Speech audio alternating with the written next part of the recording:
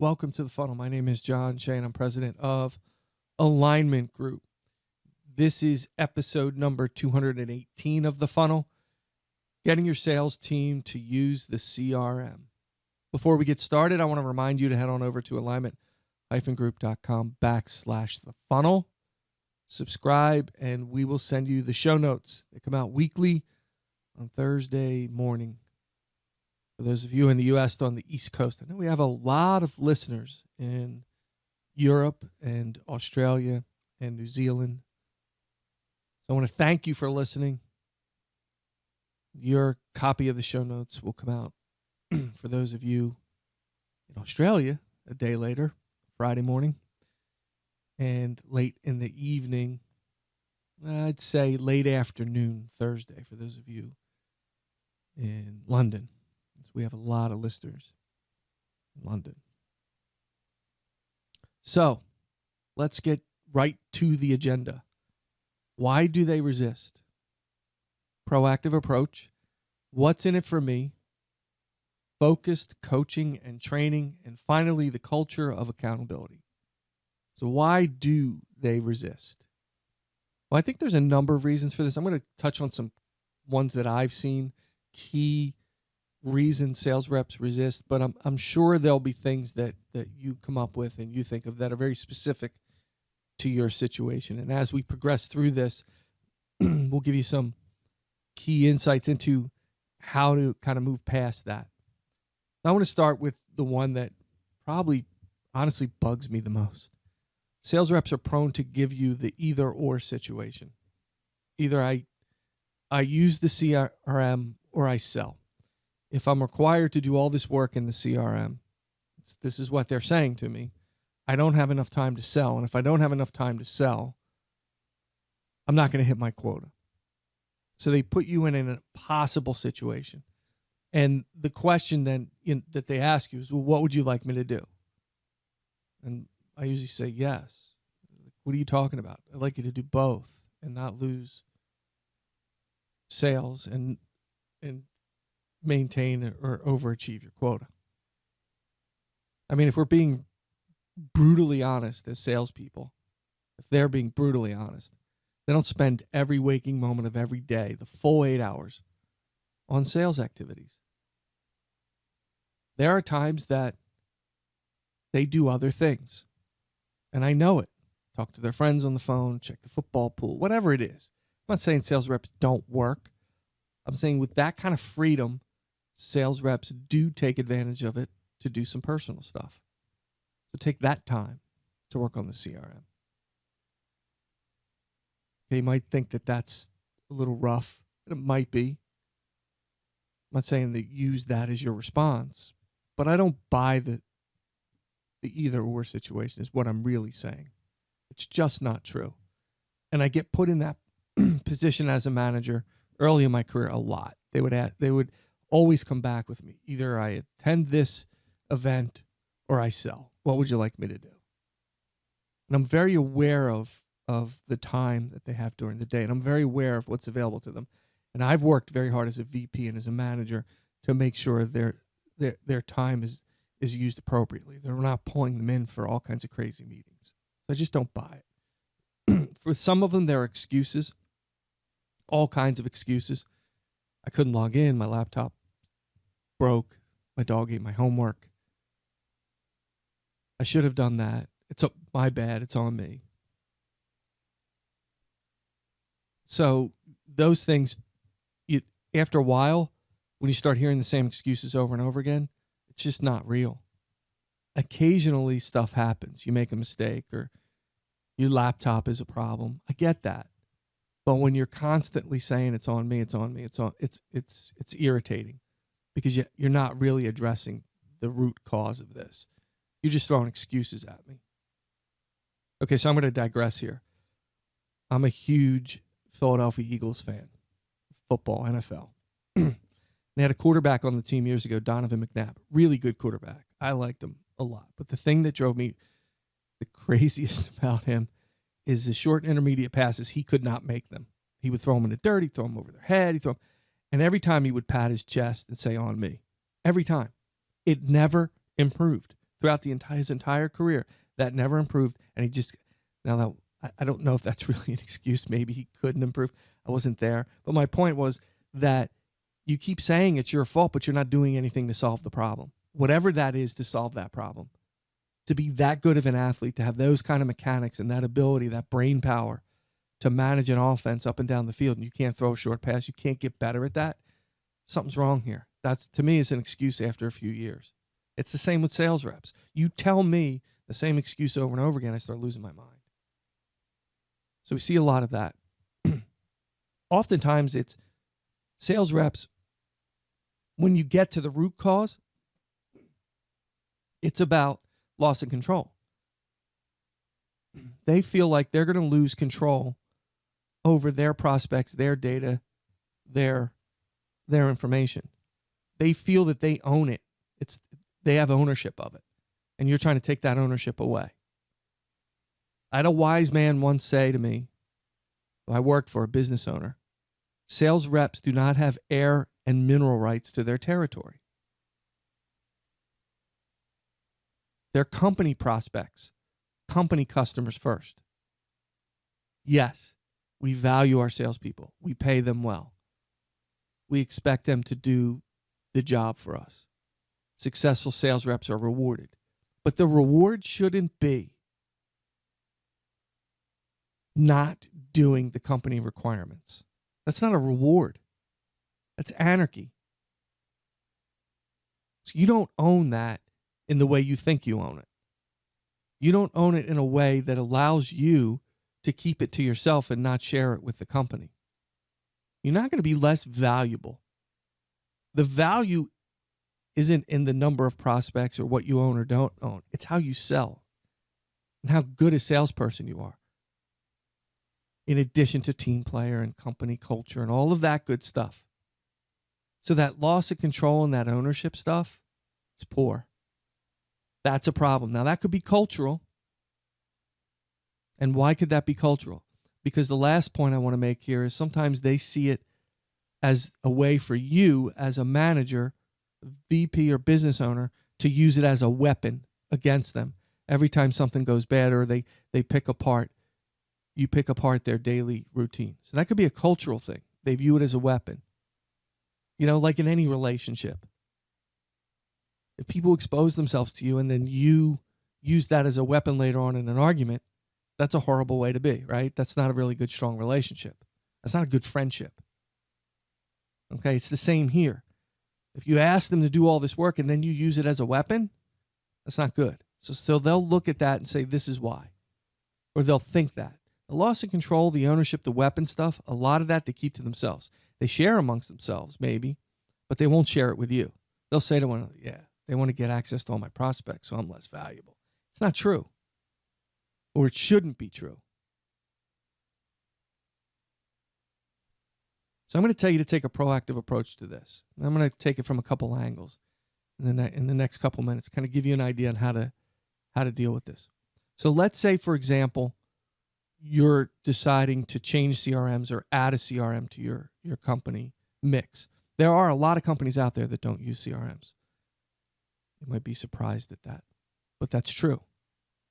So let's say you're thinking about that. My suggestion would be to bring some salespeople, especially senior level salespeople, onto the decision-making team. I could tell you with great certainty that I've seen a number of approaches to purchasing or adding a CRM to the system, and sales reps aren't even involved in the decision-making process. The entire CRM is built around management and senior management's needs and desires. I mean, they're not even the people using it every day. Yes, they want the data, but how can you have a really good decision-making process without involving salespeople? So I use the HubSpot CRM. It's a really good CRM. It's free. It's great. And I use HubSpot. And I've coached a lot of folks on the HubSpot CRM, quite a few teams that have made the decision to go in that direction. Is it a perfect CRM? Absolutely not. There are holes like any other CRM. Do they improve? Yeah, every month. It's a cloud-based system, so there's a lot of updates and good add-ons, and mixed with the HubSpot sales add-on for emails and tracking emails and sending templates and sequences out. It is a powerful tool. But getting sales reps to use that is extremely difficult if you don't set it up properly, if you don't build them into the process and get them involved in the decision-making process. You don't dictate terms. Be proactive in this. Dictating terms to people creates problems. Yes, there are some deliverables. There are some things that you have to have, and you're going to make that clear. But I see a lot of companies with CRMs just say, okay, this is our new CRM. We're bringing in so-and-so for a week, and we're doing some training, and you're expected to use it. No excuses. Here it is. Go. You're dictating terms from everything from the CRM they're going to use to when they're going to start using it, how they're going to be trained. Nobody's going to adopt a CRM after a week's worth of training. Be proactive in explaining to them how the data will be used. Right? Not how you're going to select it, what you're looking for in a CRM. Get some feedback there, right? Don't dictate the terms on how it's going to be brought to the table. I was at a loss for words there. How it's going to be implemented, I should say. Explain how the data will be used. So it's not going to be used as a weapon. And quite frankly, if you're a business owner or a senior level manager, you should let your sales managers and VPs understand that that's not how they're going to operate here. So be very upfront with them on what the data is going to be used for. But you can also be clear on who owns the prospects. I'm not saying you shouldn't say that. We'll get into the culture of accountability, but at the end of the day, you have to be a good company to deal with people in the right way. Using the CRM as a weapon is not the right way. So how the data will be used, and then the benefits to them. Be proactive in that. Now, if they're on the decision-making team and they're giving you feedback and you're talking to reps as you go through this process, and you're not dictating the rollout, you're explaining how the data is going to be used, and you're really touching on some of the benefits, then when you get to the what's in it for me portion, it's not going to be as difficult. Because whenever you try to get a sales rep to use a CRM, that's where they move to. What's in it for me? And why wouldn't they do that? I agree with them. If you're asking them to do all this work and there's no benefit to them, it's not going to increase their sales opportunities. They're not going to increase their closing ratios. And I know CRM doesn't do that, but coaching helps and et cetera, et cetera. But if it doesn't show a benefit to them, it doesn't give them back some time in a day, it doesn't provide valuable data and information that they can use, why would they use it? So you as the owner or the manager need to arm yourself with the specific benefits. And how do you do that? Through conversation. You provide specific benefits on how it's going to help them be successful. Go for the low-hanging fruit. You don't have to bite this off. You eat the elephant one bite at a time. You don't have to eat the whole elephant here. Show them all of the things it's going to do to help them. And then explain to them, this is not going to happen overnight. We're going to have to take this a little at a time. But understand, everybody has to use it. Senior level people have to become a role model for this. New people, you come in, you want promotional opportunities, you want to grow with this company. This is part of it. You can't just skip the things you don't like, especially as you move up the food chain or move into different roles. There's going to be different expectations, and you can't pick and choose the things you're going to do, the things you're going to like, the things you're going to support.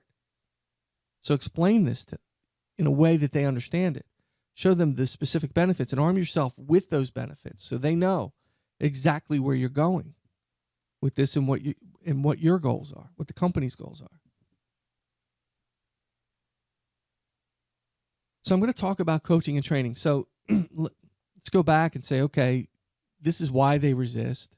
These are the things we need to do to implement a CRM or to get them excited about it. Even if you have a CRM in place, it's okay to bring them in and talk about it in a group and say, what works, what doesn't work for those that are using it. Maybe for those that don't, why don't you use it? Let's put the either or and the excuses and all the let's get to the real reasons. And that's going to help you get back to getting them where they need to be. And that's going to put you in a position where you can coach and train them on it. So I'm going to say this needs to be very targeted. Think about what I said before, low-hanging fruit.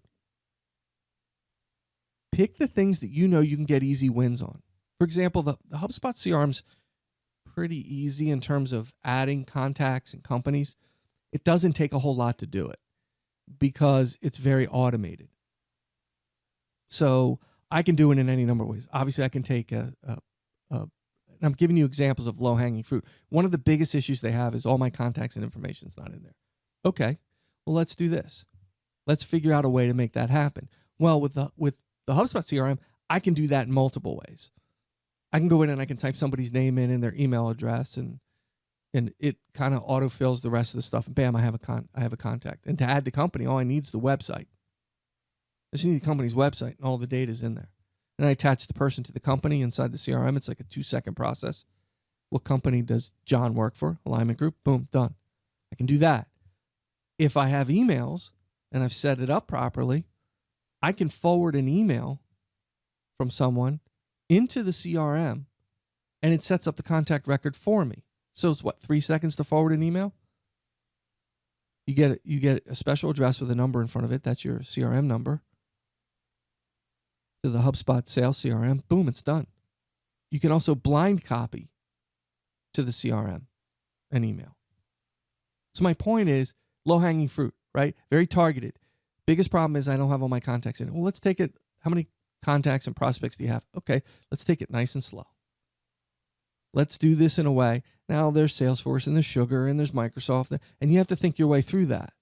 But what is it that is going to help them the most? Most of it's the data wrapped around their conversations so they can stay ahead of stuff. And then there's all these things you can do in the CRM to keep ahead of things and little reminders to help you get better at staying in front of prospects. So it's very targeted to what they do. I spend a lot of time talking to the reps about what they do on a daily basis. So I have a company right now where there are reps that perform multiple functions in the company, but they work mostly with existing clients. I have another one whose objective is to reach out and get all new business. I have another rep, and I can go through the entire team that's looking for large bid opportunities, very large opportunities. So my work with them is targeted and individual. It takes time. It's over a space of time. It's not easy, but we're getting movement. I've got them using the CRM to the best of their ability right now based on their individual needs.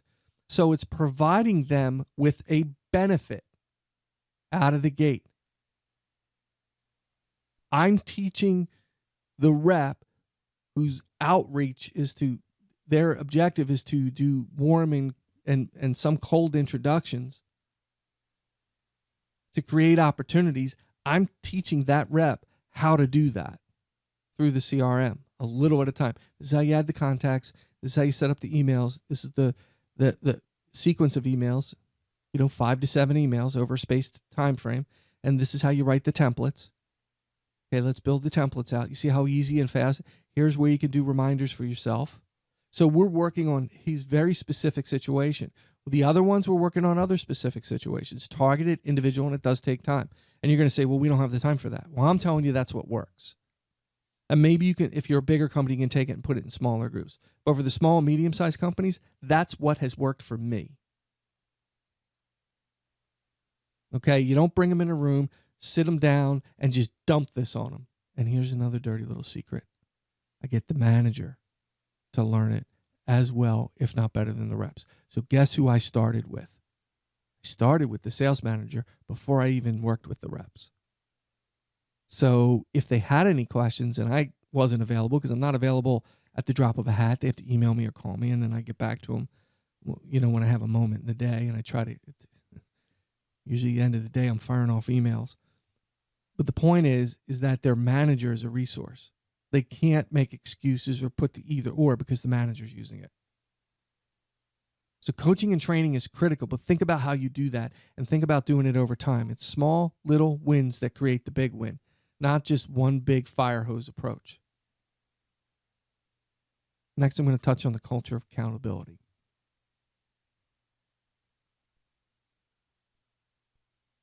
You just went through kind of the basics on how to get sales reps. I can help folks if they reach out to me. Feel free. I'll help you with that. But once you get there, then it's all about accountability.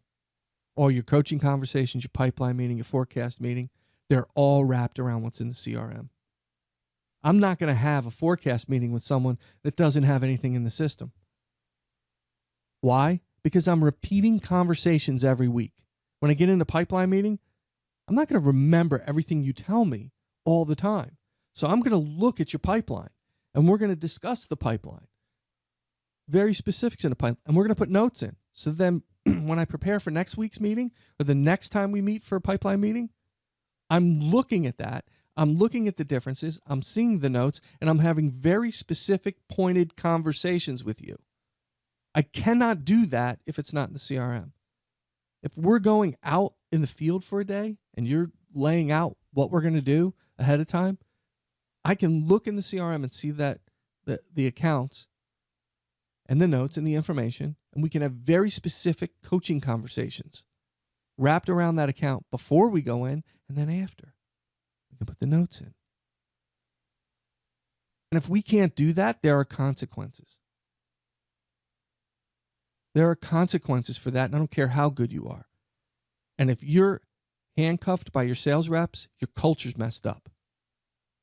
No one person should handcuff a company, ever. None of us are that good. If you have all your ducks in a row and you know how to do what you're supposed to do, and from a sales perspective, from running a sales organization, you'll never put yourself in that position, or you'll work really hard to get out of that position. It's never a position I ever wanted to be in. And you make it very clear that your decisions are made on the data. They're made on what's in the CRM. In other words, if they have no documentation on something, how can you help them? How can I make a decision when I have no information? It's that simple. It's that simple. You start moving towards that culture of accountability. Once you get this up and running, you're building the team involvement in the CRM. You're getting the buy-in. You're doing the training. You're supporting the heck out of them. Your managers know what they're doing. You start holding them accountable to it. And you'll see things will move in a very positive direction. And make no mistake about it, a good, strong CRM will help you sell more. You'll get more business. And if you do have a loss of a rep for whatever reason, and you have a good hiring and onboarding process, it's just nice and seamless for them to move right into the system and see all the prospects and information and notes that was in there from the prior rep. I want to thank everybody for subscribing to the funnel. If you haven't yet, head on to alignment-group.com/the-funnel and subscribe. Of course, we're on all the social media outlets, Facebook, Twitter, LinkedIn, et cetera, You can find us. Check out our Facebook page. You can find me on LinkedIn. Need to contact me, jshay at alignment-group.com. And, of course, our website, alignment-group.com. I should say thank you for subscribing first, right? And until next time, keep filling the funnel.